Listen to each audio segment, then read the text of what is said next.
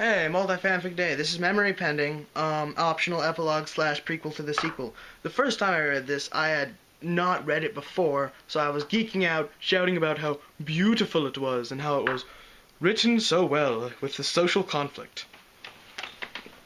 Anyways, let's get reading. Author's note. I also normally don't leave notes at the beginning of the chapters either, but this one warrants a bit of special consideration. This chapter is totally and completely... Oh yeah, if you hadn't listened to the other epilogue, you have to do it in order, otherwise it's just weird. Go listen to the other one first. Okay. This chapter is totally and completely optional. If you are content with the story as it is, and the outcome of Menander's journey, you may stop here and lose absolutely nothing. The story is concluded successfully in its original ending. Go ahead. I'll wait. Now, if you weren't happy with the prior ending, don't lose hope. Menander has grown on me significantly, and a lot of new ideas came over the weeks of posting this story. It was a fun ride, and I learned a lot. But part of me thought that maybe, just maybe, I wasn't giving him a proper ending. Maybe he deserved a little bit more. And thus the sequel was born. New ideas pieced together nicely into a new storyline to expand upon the thoughts and feelings of the old one. But then I hit a snag. Due to the ending of the last one, I couldn't exactly have a sequel. So now you have a new ending as well. The old one is still canon, and this ending occurs chronologically after it and leads directly into the sequel. It could easily be considered a prequel, in fact. So I say once more, this ending is entirely optional. I leave control of the outcome of Menander's journey directly in your hands. You decide whether he becomes a memory internal or gains a new breath to continue on with his adventure. If you're happy with the first ending, just walk away now. If you wish to see him adventure once more, learn more things about himself and the world around him, and maybe even find love, all you need to do is read on.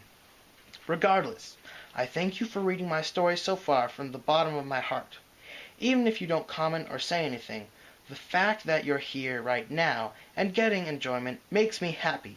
So without further ado, here's your new epilogue. Kiro Barrows. Twilight Sparkle sat at her desk in the upper floor of her library. A dim overcast sky greeted her out the window over the desk, providing a mediocre light to see with. Her quill floated by itself, dancing lightly across the page as she wrote. Dear Princess Celestia,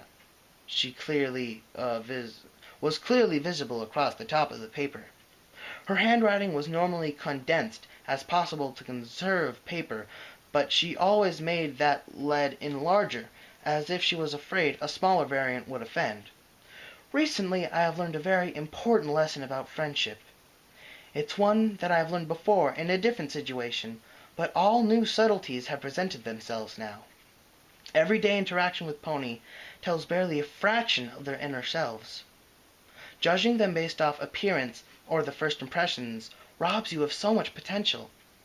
That I'd learned before. Now I realize just how much you can lose, however. You never know how much some pony can contribute to your life from simply looking.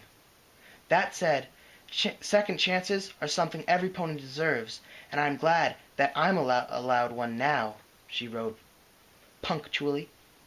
A momentary pause then, as she considered her words. She smiled softly a few seconds later, and continued. Moonmender's body is almost fully healed now. He remains unconscious, but is rapidly recovering his health. One of us has been in there every day, but he is yet to awaken. Tomorrow will be a week since the incident. I know I spoke of it to you directly, but I wish to say it again regardless. I thank you from the bottom of my heart for helping pull him back to us. If it had been just me at the moment, I'm not sure I would have been fast enough. She stopped, losing her smile momentarily. I still feel badly for leaking confidential information without his consent, however. I know he'll find out upon waking up and finding myself apprehensive as to his reaction. I still have those, issues I spoke to you of, and discover myself seeking approval even when he's unconscious and cannot give it. she added, exhaling quietly in relief afterwards, as if the words were infinitely harder to write than they appeared. Fluttershy has been keeping up with his health reports more than I have, and indicates that Nurse Redheart thinks that he should be waking up any day now, based off of his body regeneration and responses to my magical healings. I'll keep in touch with you and inform you upon his full recovery, and let him know you wish an audience," she finished, smiling and examining her work. It wasn't entirely a friendship report, but she looked proud of it regardless. "Your faithful student, Twilight Sparkle," she signed, then rolled the paper up and wrapped a soft ribbon around it, sealing it with a stamp. It drifted gently in the air as she stared at it, seemingly contemplating it quietly until a light scratching came slowly up the stairs a few moments later. "Twilight, we should probably get going. Are you done with the letter?" the tiny purple and green dragon asked quietly, as if afraid to break the silence of the room. "Oh, shoot! We were supposed to meet Fluttershy at the hospital. Yeah, could you send this while I get ready?" Twilight asked, sounding panicked as she hurled the scroll at the purple dragon and dove for her chest. Spike's eyes widened as he barely managed to catch the high-velocity scroll. He held it softly and rolled it over his claws a few times before smiling and shaking his head. Various shoes, scarves, and designer saddles were launched out of the closet haphazardly, and he decided it might be best to give Twilight some privacy while she changed. More out of safety concerns than modesty, of course. 5 minutes later, Twilight was headed down the stairs in a comfortable-looking saddlebag and light covering. It was getting a tad nippy outside. She stopped towards the bottom of the stairs, and a light blush forming as she saw the new notches in the wood in the last couple of steps. She smiled shortly after, however, and hurried towards where Spike was waiting while holding the door. Now remember, in the other epilogue, what happened when she saw the notches? Comparison? I'm just saying. Fluttershy was already waiting at the clinic when Twilight got there. Both mares smiled at each other and entered at the same time. Has there been anything new happening?" Twilight Sparkle asked quietly to her yellow Pegasus friend. Fluttershy gently shook her head as they headed down the hall into Mender's room, the nurse giving them a friendly nod on the way by. The blue and silver Earth Stallion lay in his bed as he had been for a full week. The stillness and silence of the room was absolute as his breathing could barely be seen in the dark. An intravenous injection was hooked into his upper foreleg that slowly fed him nutrients and fluids, just as a tube ran from under the blankets to handle the outgoing fluids. Both mares stopped and just stared into the dark at him for several moments before Twilight turned on the lights. Fluttershy seemed content to simply stand there, however. "It's weird he hasn't woken up yet. You're sure they said there were no head wounds?" Twilight asked quietly as she slowly entered his room further. "Oh dear, do you think it's a coma?" Fluttershy suggested timidly, as if afraid to say the word out loud. Twilight sighed but shook her head. "I'm more worried that it has something to do with his other self not making it," she reasoned, sounding a little uneasy. She stepped a little closer and examined him from the side of the bed. Is that why we're doing this test, today?" the yellow Pegasus questioned, tilting her head at the lavender friend as she peeked into his eyes while holding it open. "Yes. I wanted you here in case something goes wrong. Pull my horn from him if so," Twilight explained, before swallowing lightly and climbing up onto the bed, settling in next to him and folding her legs under her. Fluttershy blushed lightly and nodded. Are you sure the nurse won't mind?" she asked, looking back and forth between Twilight and the room door. She hesitated for a second before gently closing it with her back leg. "She doesn't need to know now, does she?" was the lavender unicorn's reply, a wink in Fluttershy's direction, tossed in for added effect. The blush deepened on Fluttershy's cheeks as she watched Twilight lean in gently, rested the underside of her horn against his forehead, closing her eyes. I hope she doesn't come in when you're like this. It looks like you're trying to kiss him," Fluttershy worried quietly, not taking her eyes off the scene. Twilight gave a light smile, and blushed a little this time, while nodding against him. "You want to turn after this?" Twilight asked, opening her right eye, and looking over at Fluttershy in amusement. The Pegasus made a light squeaking noise as the blood rushed to her face. No, it's okay," she stammered, shifting back and forth on her hooves. Twilight gave a knowing glance as the wings lightly started to rise to ease their side of the Pegasus, but decided against saying anything. Ho ho. "Anyway, get in position. I'd like to at least take a peek before the nurse runs us out of the clinic for being naughty with her patient," Twilight added impatiently. Fluttershy tilted her head in light confusion. "Position?" she inquired. "Yeah. Get onto the bed on the other side of him. To hold him if he has any spasms, and to knock my horn away, if need be," the unicorn explained. The yellow Pegasus lost her blush and looked surprisingly more concerned suddenly than embarrassed. "What do you mean, spasms?" she asked, slowly approaching the other side of the bed and tentatively feeling the mattress. Twilight swallowed, looking uneasy before shaking her head.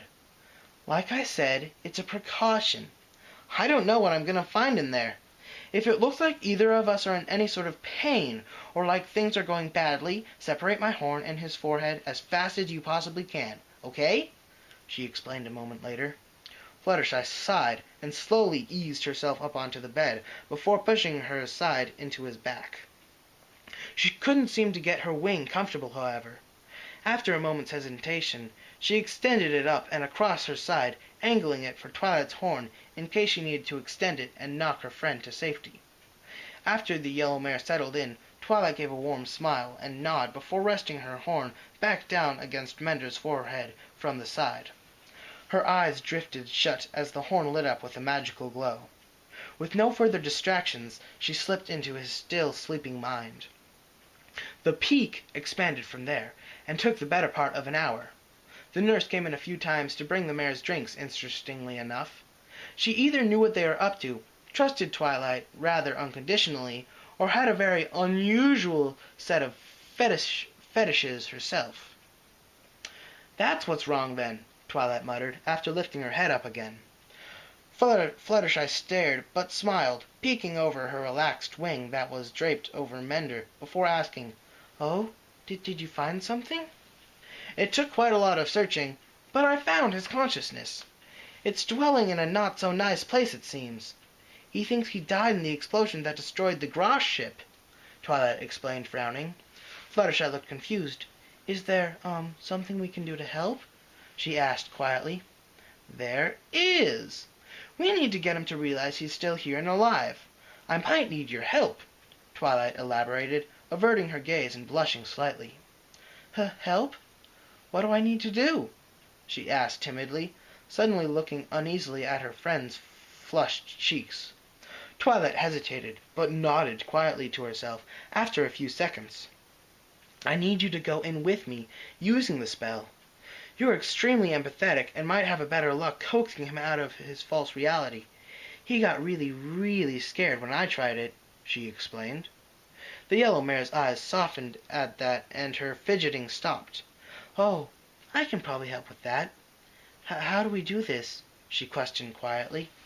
The lavender unicorn sighed and motioned Fluttershy over towards her. Her horn glanced at the same time and gently shifted Mender backwards. Fluttershy's eyes widened as her wings flipped open rapidly, and she did a light hop over Mender as they swapped places. What?" she asked, looking confused. "You're going to push your forehead against his instead, and I'm going to cast the spell into you. That will let both of us go inside of his psyche," Twilight reasoned, a light flush yet remaining as she looked away. Oh, Fluttershy muttered, before joining her friend's blush. She swallowed painfully and closed her eyes. A second passed in uneasy silence before she nodded to herself and opened them again acknowledgingly. "If it will help him wake up, then I'll do it. For him, of course." "I think I missed something there. Why are they all blushing?" "Whatever. If you can, try to explain that to me." Twilight smiled. I am having trouble seeing.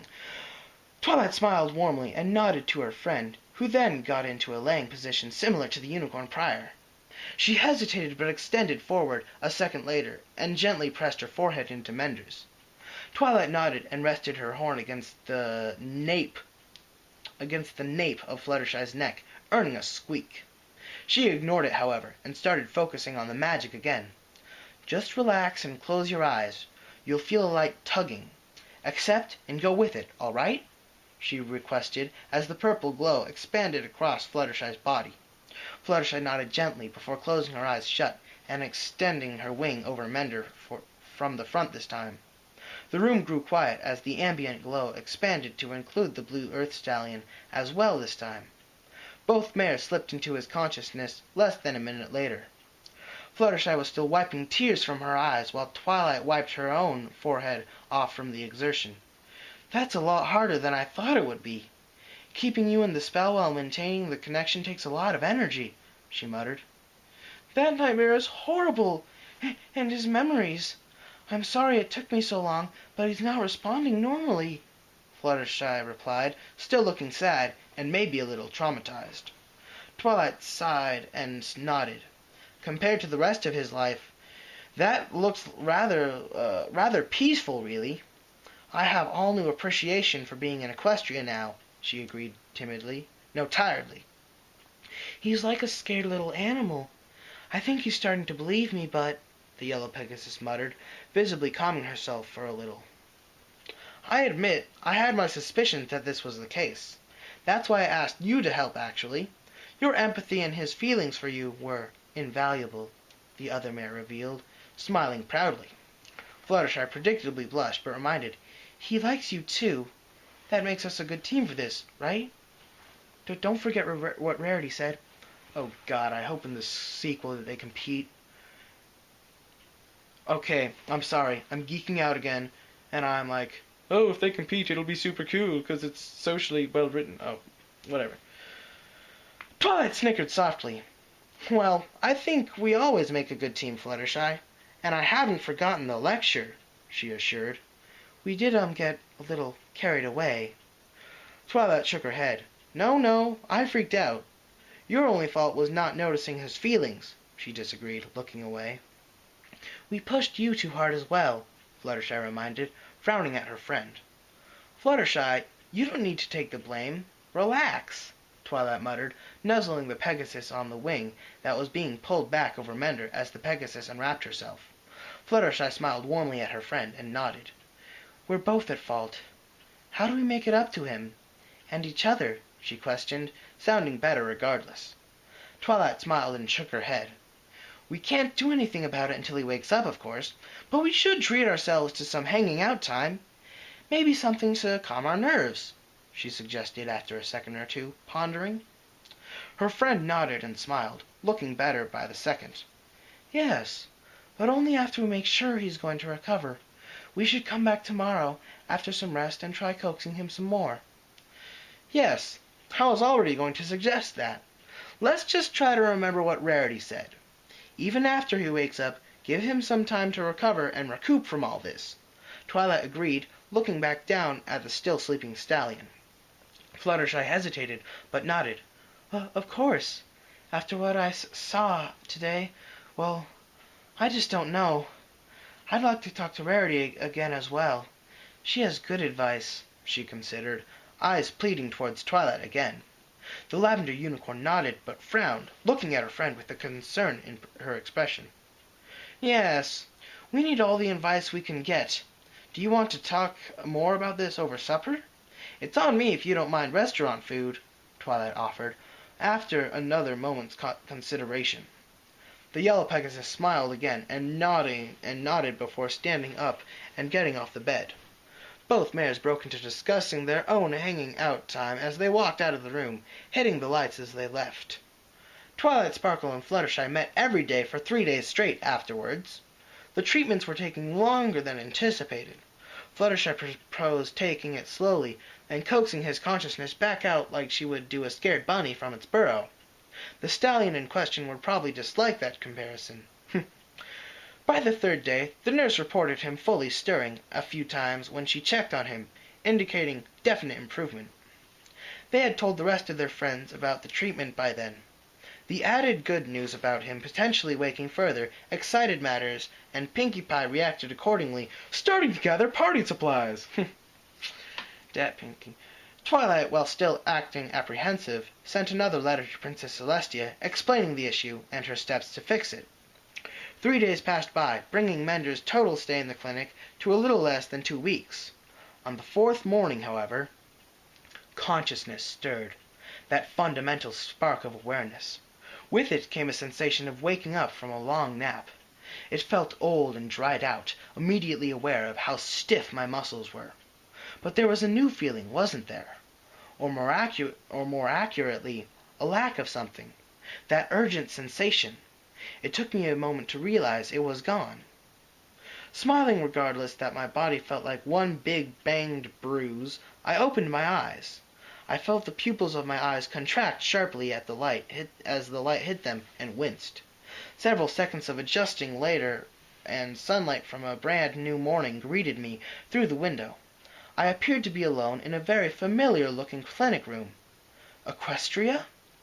I was still alive? For once in my rather short life so far, I just took the moment to relax and let in the light. I'd felt like I'd been given a second chance, and I was most assuredly going to take it. The first morning of my new life had begun. To be continued. Like I said, I just feel that if Twilight and Fluttershy compete, that would just be an awesome plot. I also understand that they'd be pretty hard to do, though, and people might be upset because it goes against their friendship or whatever. I will be following Memory Pending, the sequel, and I will be reading it like the instant it comes out. Kira Barrows hasn't uploaded any chapters yet, but when they do come out, I will be reading them. And I'm not sure if I should read them first and then read them and record them. Otherwise, I might be like, oh my god, I can't believe that Fluttershy has a boner. That's what I did in this first one. When Fluttershy had a wing boner, I just laughed for like 10 seconds, oh my god. If I were listening to a read, I wouldn't want that to happen. If you, I don't know, comment in the comment section below, that would be helpful if you're still listening, as to whether I should do live reads or